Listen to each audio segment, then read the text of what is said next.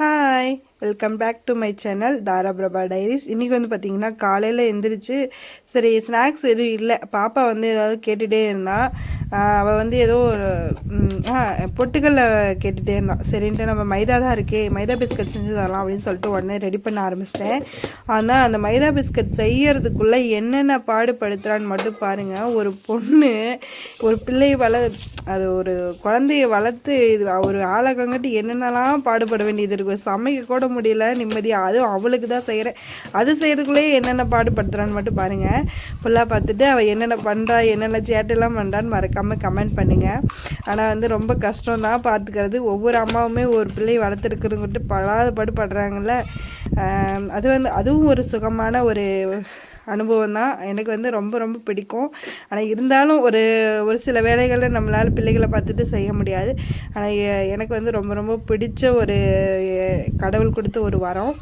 சரி, நீங்கள் இதை எப்படி இருக்குன்னு பார்த்துட்டு சொல்லுங்கள். இந்த பிஸ்கட் செய்யறதுக்கு சிம்பிளாக ஒரு 4 பொருள் இருந்தால் போதும். மைதா, ஏலக்காய், நெய், இல்லைன்னா டால்டா, இல்லைன்னா ஆயில் கூட ஊற்றிக்கலாம். அப்புறம் சுகர், இது மட்டும் இருந்தாவே போதும். சூப்பராக வந்து ரெடி பண்ணி எடுத்துடலாம். முக்கியமான ஒன்று ஆயில் தேவை. ஆயில் எல்லா வீட்லேயுமே நார்மலாக இருக்கும், கொஞ்சமாக இருந்தால் கூட போதும். நீங்கள் போட்டுக்கிற குவான்டிட்டியை பொறுத்து நம்ம ஆயில் தேவைப்படும் இல்லையா. நீங்கள் வந்து பறக்காமல் பார்த்துட்டு அவள் பண்ண சேட்டெல்லாம் பாருங்கள், பார்த்து என்ஜாய் பண்ணுவீங்கன்னு நினைக்கிறேன். மறக்காமல் எனக்கு கமெண்ட் பண்ணுங்கள், ஓகேவா?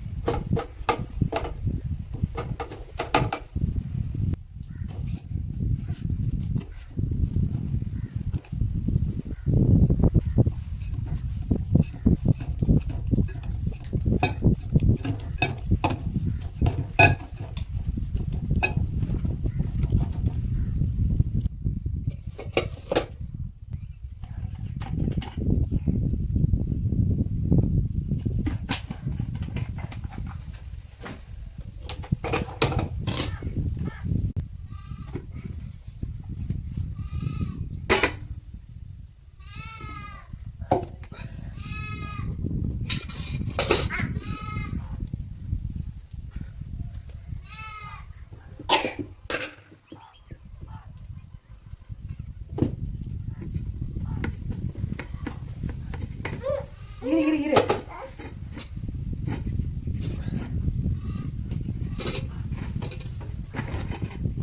இரு பாபா, குறைக்கணும் ஃபஸ்ட்டு. எண்ணெயில் போட்டு குறைச்சி தரையிரு.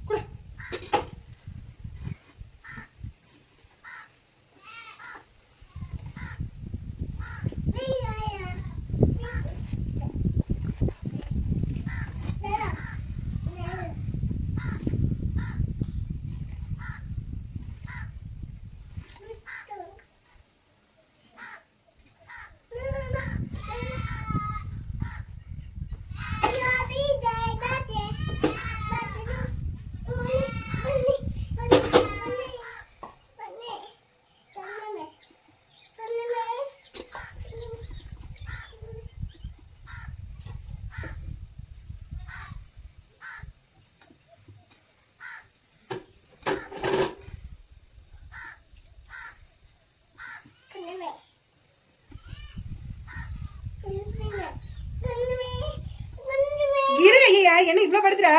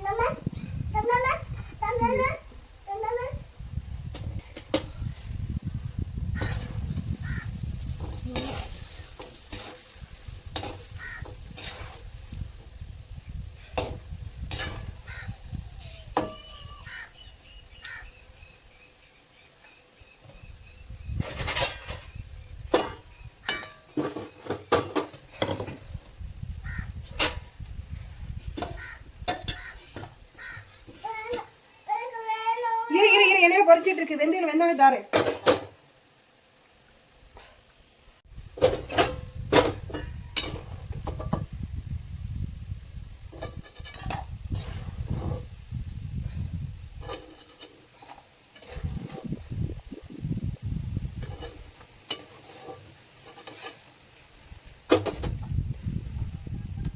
கேட்டு செஞ்சு என்ன சொல்றேன். பச்சை மிளகாய் தின்னா வயிறு வைக்காதா? எடுத்து வாங்க, எடுத்து வா. பிள்ளைய பாரு.